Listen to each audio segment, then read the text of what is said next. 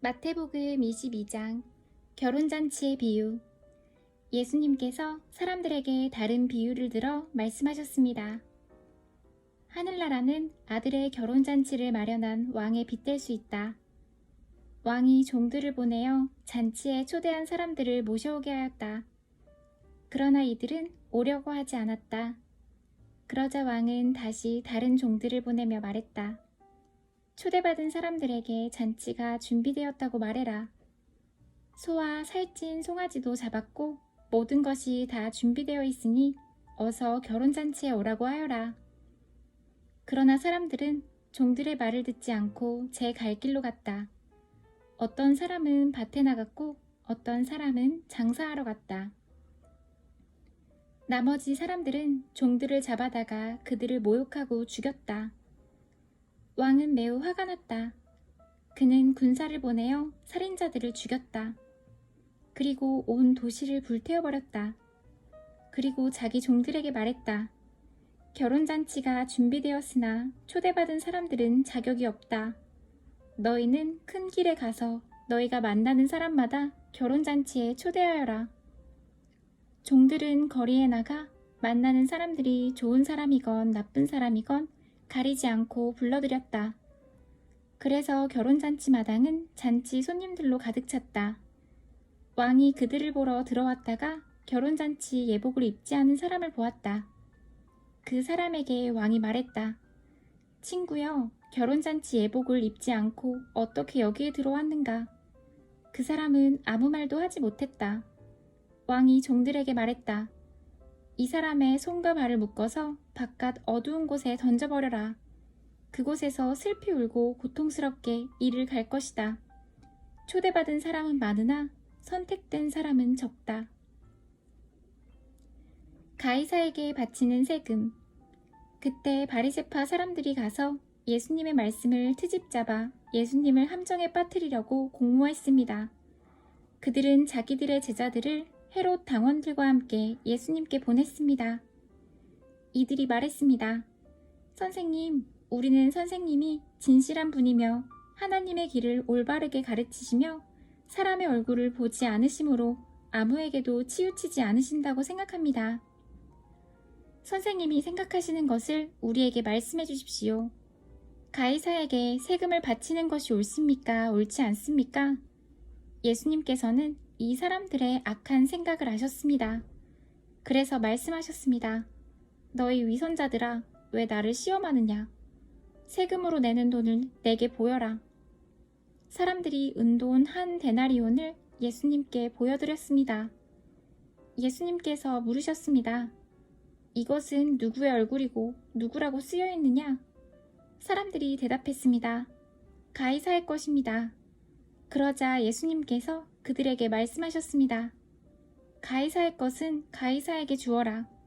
그리고 하나님의 것은 하나님께 바쳐라. 사람들이 예수님의 말씀을 듣고 놀랐습니다. 그리고 예수님께로부터 떠나갔습니다. 부활에 대하여. 같은 날 부활이 없다고 말하는 사두개파 사람 몇 명이 예수님께 나와 질문했습니다. 선생님, 모세는 남자가 아들이 없이 죽으면 그 동생이 형수와 결혼해서 형을 대신하여 아들을 낳아주어야 한다라고 말했습니다. 우리 가운데 7 형제가 있었습니다. 첫째가 결혼했지만 아들을 낳지 못하고 죽어 아내를 자기 동생에게 남겨놓았습니다. 그런데 둘째도 셋째도 그리고 7째까지 첫째와 똑같이 되었습니다. 결국엔 그 여자도 죽었습니다.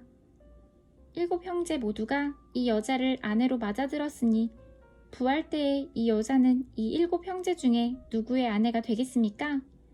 예수님께서 이들에게 대답하셨습니다. 너희는 성경도 알지 못하고 하나님의 능력도 알지 못하므로 잘못 생각하고 있다. 부활할 때에는 누구도 장가가거나 시집가지 않으며 오직 사람들이 하늘에 있는 천사처럼 될 것이다. 죽은 자의 부활에 대해 말하자면 하나님께서 이렇게 말씀하신 것을 읽어보지 못했느냐?